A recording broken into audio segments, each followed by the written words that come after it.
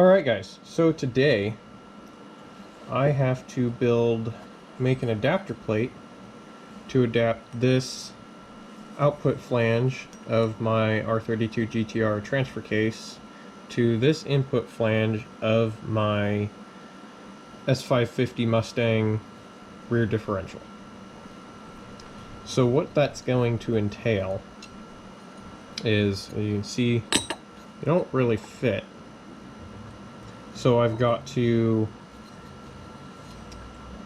turn off these ears, machine off these ears, turn it round, and cut a new disc out of 4130 chromoly that fits inside here with this bolt pattern, and then I'll TIG weld it onto here.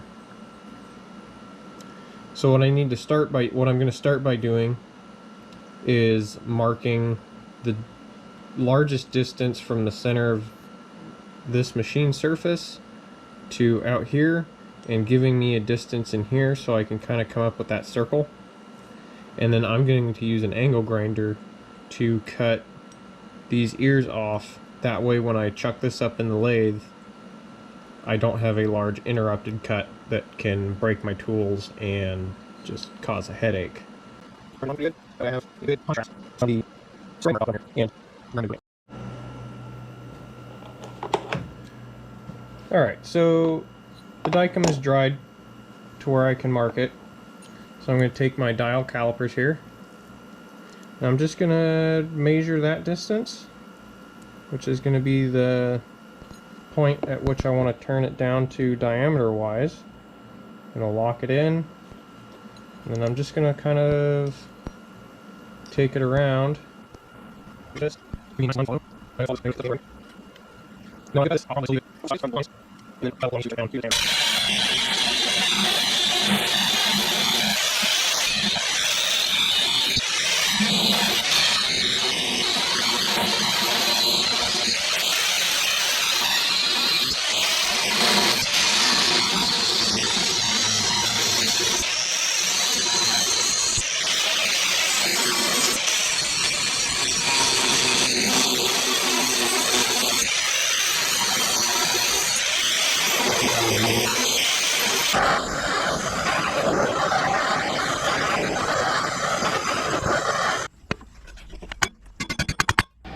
Alright, so I've got my ears cut off with the angle grinder, and now I need to be able to put this in the lathe so I can turn it round. And in order to do that, I'm going to make a Arbor shaft that's the same inside diameter as these splines, and I got a nut and a washer, so I'll thread the end of it and the nut will go in here to lock it down, and that'll lock the shaft in the lathe so I can turn it down. So what I'm going to use is I'm going to use this inside, oh, what are these things called? I'm going to use this, put it between the two minor diameter parts, put it in there a little bit of an angle, and twist it back, and that's going to give me the diameter I need. Alright, so we have our diameter. Now I'm going to take my 2-inch micrometer, because I measured that and it's over an inch. So we're going to take this, and you see the way I'm holding it. I'm just going to, got a ways to go. We're just going to use a feel of our fingers.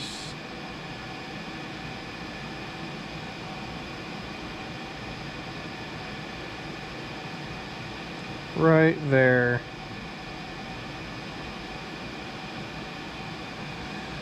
So we need to take that shaft down to 1 inch 118 thousandths. So we're going to make a note of that. Take our calendar on our phone, or calculator I should say. 1.118. All right, so we have that.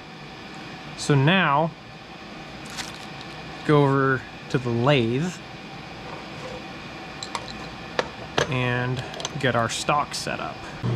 All right, so now we're at the lathe. I've got my stock in here. This is just some hot roll leftover stock we had, and it's got this seam running along the top of it, and I made sure to put it in a position to where it doesn't contact any of the jaws on the chuck.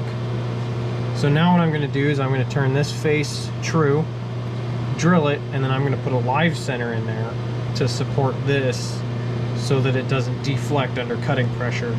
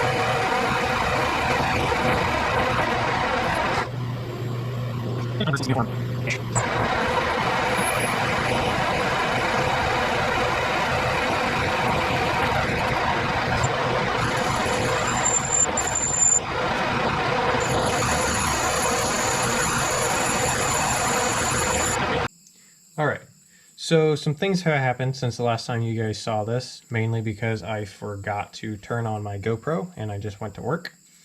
So for kicks and giggles, I checked the run out of this bearing surface while this part was in the 3-jaw chuck, and it had about 5 or 6 thousandths of run out, which may or may not have been okay. I don't know. But I did what I should have done to begin with and put it in the 4-jaw chuck and dialed it in off of this bearing surface, which now it's got 0 run out. So I did an extra skim pass on this flat here to turn it true with this, and because this was rough and had that kind of cast rough surface, I took a couple passes. I set the compound up at the same angle as that was and just ran it in and cut that nice angle right there. Clean that up, give me some good bare metal to weld to, and then chamfered this back end over here. So now I've got to drill out the bolt pattern on the plate that will be getting pressed onto here. And so let's head over to the milling machine and go look at that. All right, so right here we have a 3/8 inch thick piece of 4140 chromoly plate steel. So this is what's going to make the flange for this coupler. Now, because these dimensions aren't really super important and I'm making a circle out of this, what I'm going to do is just scribe an X in the middle, and then I can just move the tool to where that X is, and as long as I save that point, which I can zero that point out in the DRO, then I can go from there, drill my holes, and go from there and drill my bolt holes. So I'm going to mark that out and we can start drilling.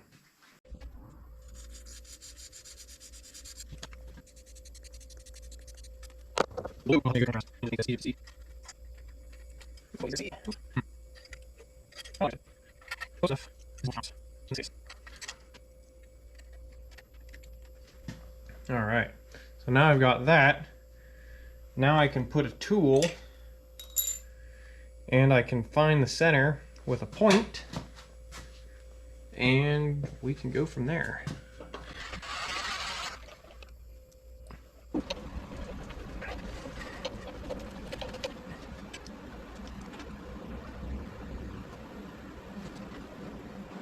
So real quick on the computer, I just drew up the bolt pattern because it's a 95mm bolt pattern with 6 bolts. I just drew it on CAD and got it gave me the X and Y's for all my holes, which I just have a picture of on my phone, and I can just go to those numbers on the DRO. Pretty easy.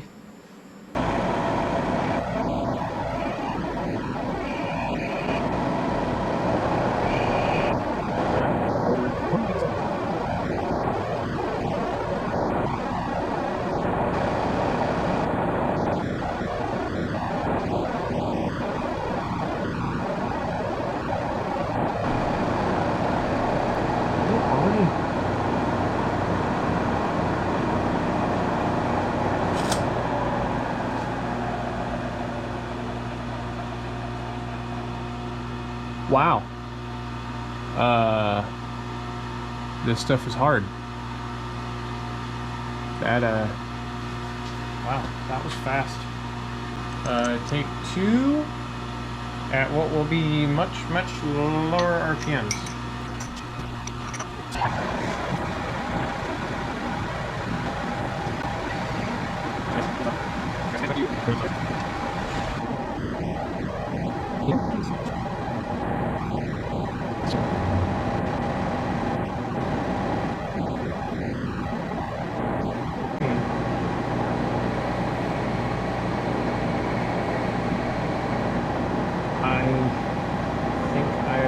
toasted that one also.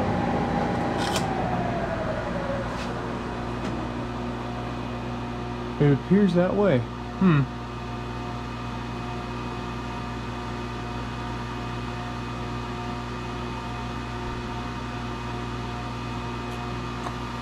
know what?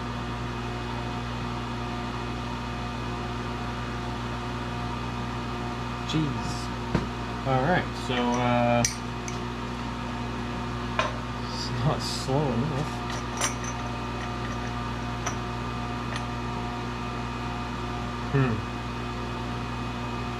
You know what? I'm gonna go do some research on machining this stuff, and I'll get back to you. Alright, so last night I did some more research on how to actually machine 4140, and I was cutting way too fast. So I put a new spot drill in, ran it at like 325 RPMs, and that gave me that worked without cooking my bit. So now I've got a 1/4 inch carbide drill bit in there. I didn't have to use it. I could have used high-speed steel, but I just wanted to see how this thing worked, and I already drilled one hole with it. It works pretty sweet. So I'm going to continue drilling the other holes, and then we will move up to the 13/32 drill bit, which is the size I'll be using for the bolt holes. We'll get this drilled out, and then I need to bore this. I'm going to bore this out to diameter, or to a larger diameter. That way I can put it on the lathe and easily bore it out on the lathe instead of on the mill. Let's get going.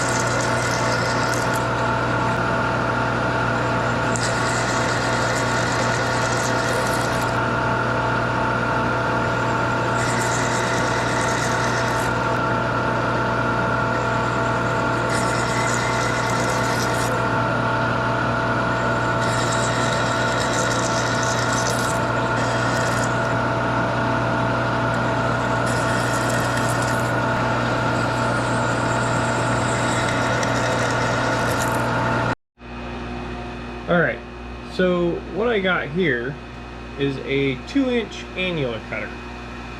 And this will take a nice big plug out of the metal so that I don't have to try to bore it out. And we'll bring it out to a diameter that which I can work with. Whether I might have to bore it out a little bit more to get it over the chuck so that I can put it on the lathe. But this is a good start.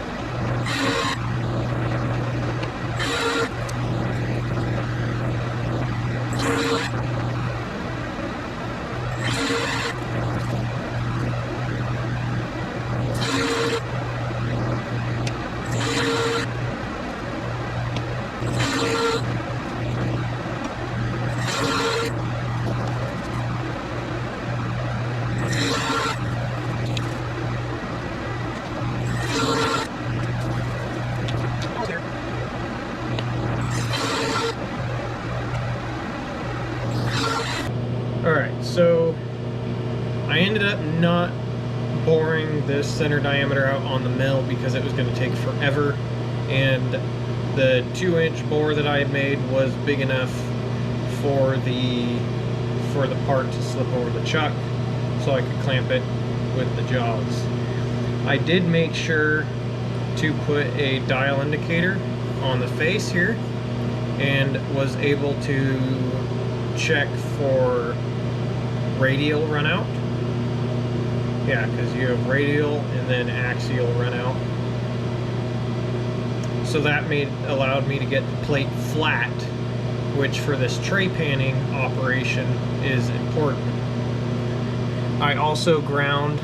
I found a tool that was pretty close to the grinding that I needed, and just kind of touched it up a little bit. And this is now my tray panning tool. So I've got the machine set at 40 RPMs, and we're gonna fire it up, use a lot of cutting fluid, and tray pan this thing.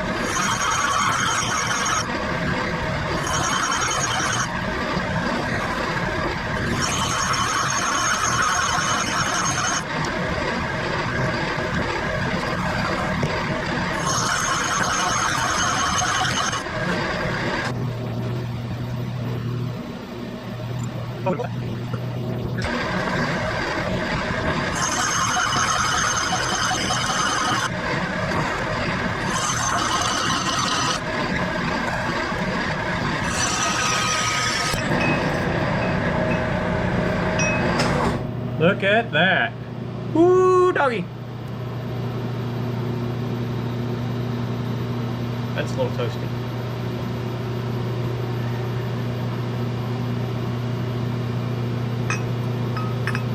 Oh, doggy. Oh, come on. Oh, it's not gonna come off. Phew.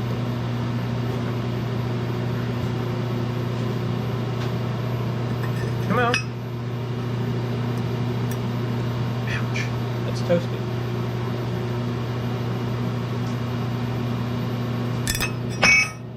Oh, I didn't want to do that. Heck yeah. Look at that.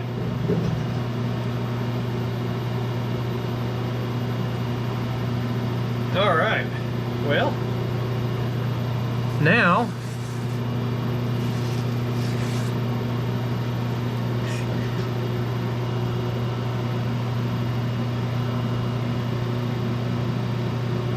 we can turn this thing down to final diameter. So I'm going to clean this mess up real quick, and once I'm ready to turn it down to final diameter, I'll come get you guys. Alright, so I got a new cutter on. Now I'm going to take this down to a rough diameter.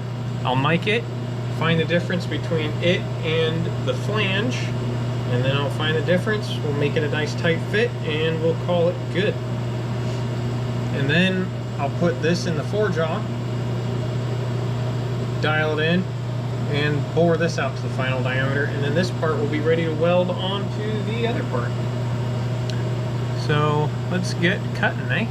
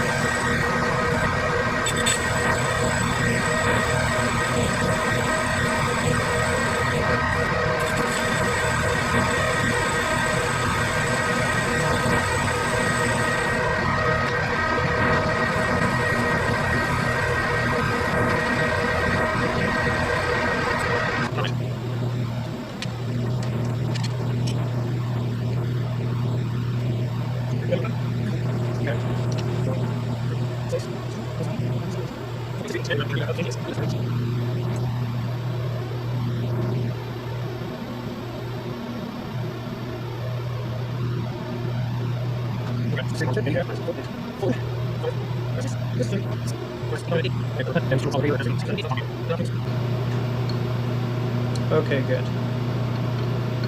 Now what I'm doing is I'm making sure that the diameter I'm cutting this down to isn't gonna hit the well, I guess that's not really gonna work now, is it? It's gonna be tight. It's gonna be really, really close. I'm gonna have to really, really pay attention cutting this thing down, that way I don't accidentally chew into the jaws.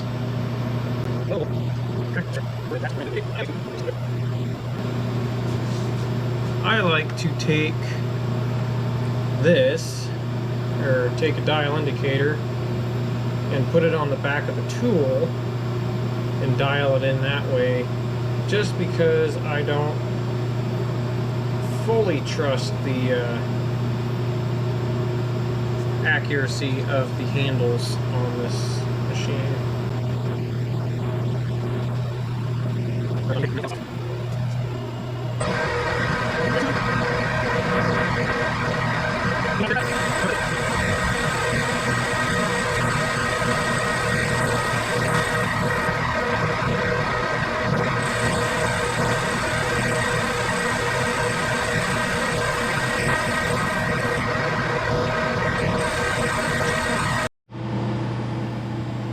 Alright guys, I think my camera overheated again, so I just finished this up. Here's the flange, and look at that. Nice tight fit. Now there is a little gap in there, and that's because this face right here that the bolt holes are on is raised from this casting mark. But oh boy, that's a good fit. I've just been taking little bits at a time, and there we go. So now that that's done, I can pull off the 3-jaw chuck, throw the 4-jaw on, clamp it from the outside, turn this inside diameter here to fit on this ID, so then those can get pressed together, and then TIG weld it up, and then I've got myself the drive flange to come out of the Nissan transfer case and into the S550 Mustang rear diff. Alright, so now that we got the outside diameter turned, I've got this chucked up in the 4-jaw chuck, and I've got a boring bar, and now we will bore this inner diameter out to the outer diameter of the other part. Oh, excuse me.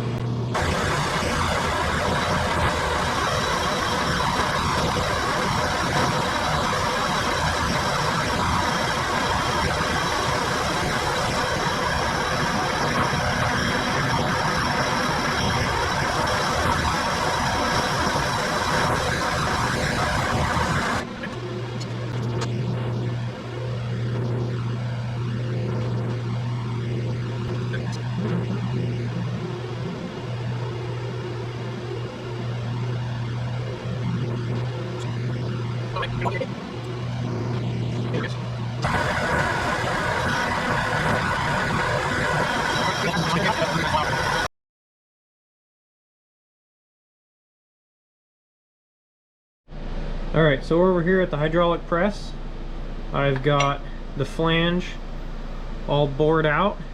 Got a good groove on it, or a good chamfer on it for when it comes time to weld it.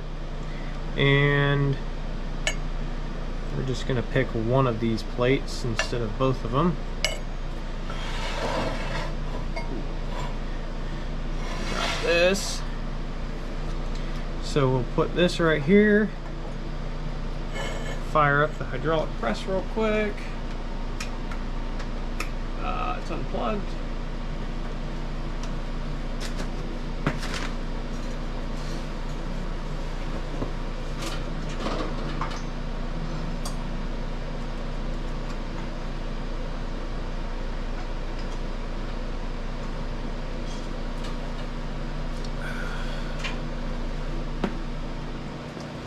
All right, got my glasses on.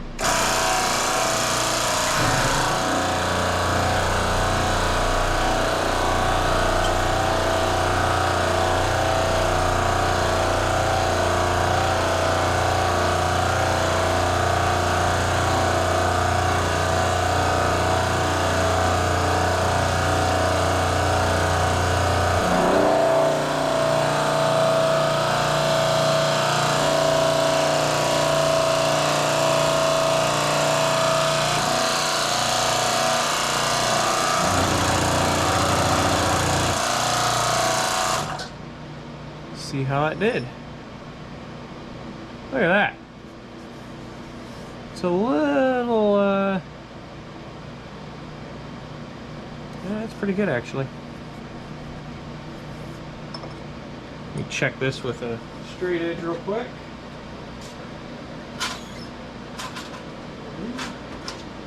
Straight edge.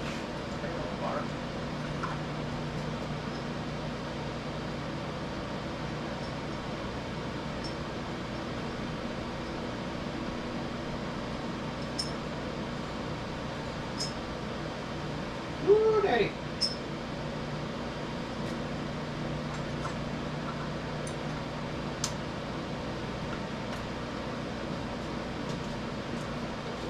And she came out just perfect. All right, so I got everything machined out, got it pressed together, and right here you'll see I was gonna drill this out and then press in a pin just to add some strength, but I broke my end mill and I kind of realized that since I'm doing a full weld in this massive bevel and a full weld around out here, that those pins aren't really necessary, so I'm not going to waste my time.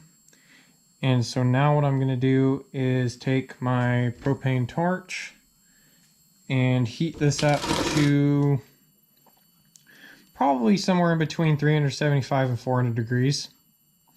Probably where I'll do it, and the reason being is you don't want this stuff to cool off too fast. With this being 4140 and this probably being a cast part, you just don't want them to cool down too fast, and so that's why you preheat it. So I'm going to preheat it. I've got this. I'm going to do it off camera, and once it's time to start welding, I will grab you guys and we can start welding. All right, so now I've got this thing preheated. I'm going to take it and I'm going to tack, put a couple tacks just to keep it from moving, and then I'll start welding it.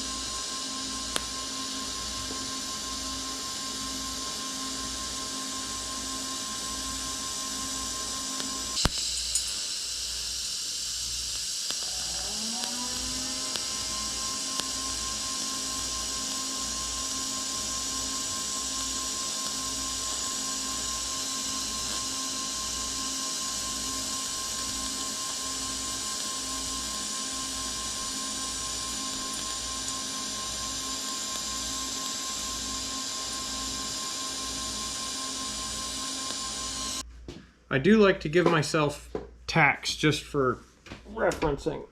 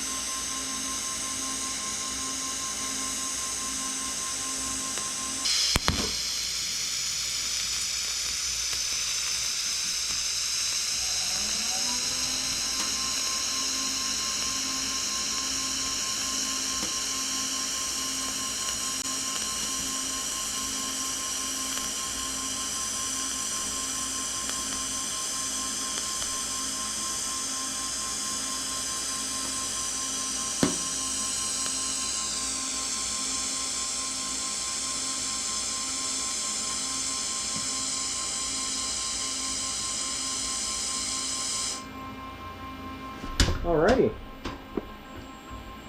Wiggy wiggle wiggle.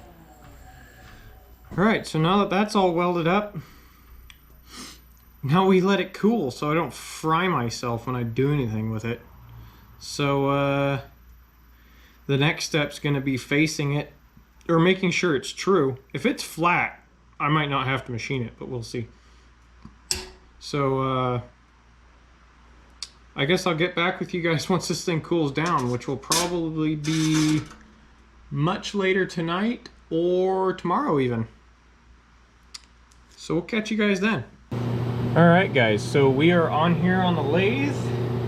Got this thing all dialed in, running within 1/1000. We are going to run a facing pass.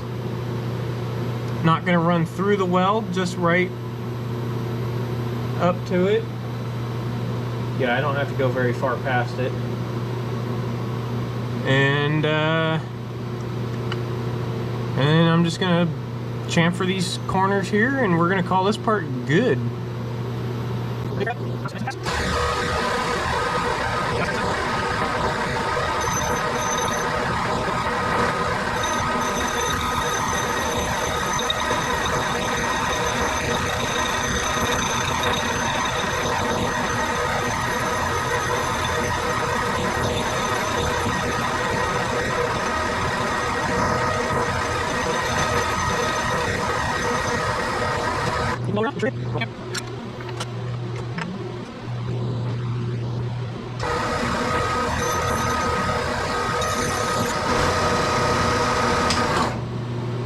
There we go.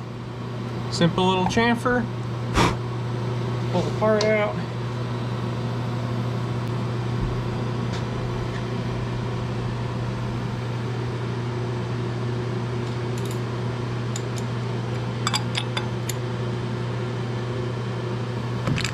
There we go.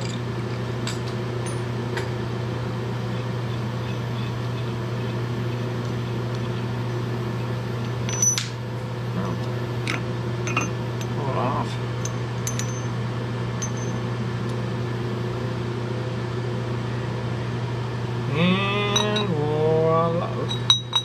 Still tight fit. Voila. We have ourselves a new dry flange. Just like that. Oh, that looks good. So, with that, that's it for this episode. It's probably going to be a long episode. I've already got almost 3 hours of footage. So, we'll see how long this ends up being. And we'll see you guys in the next episode of building my crazy all-wheel drive Mustang.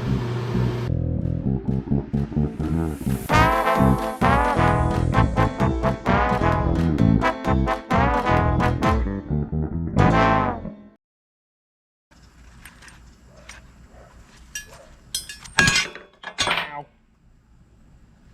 There's a hole in my glove. The minor diameter of the hole size. So, as soon as I answer this phone call... Hello?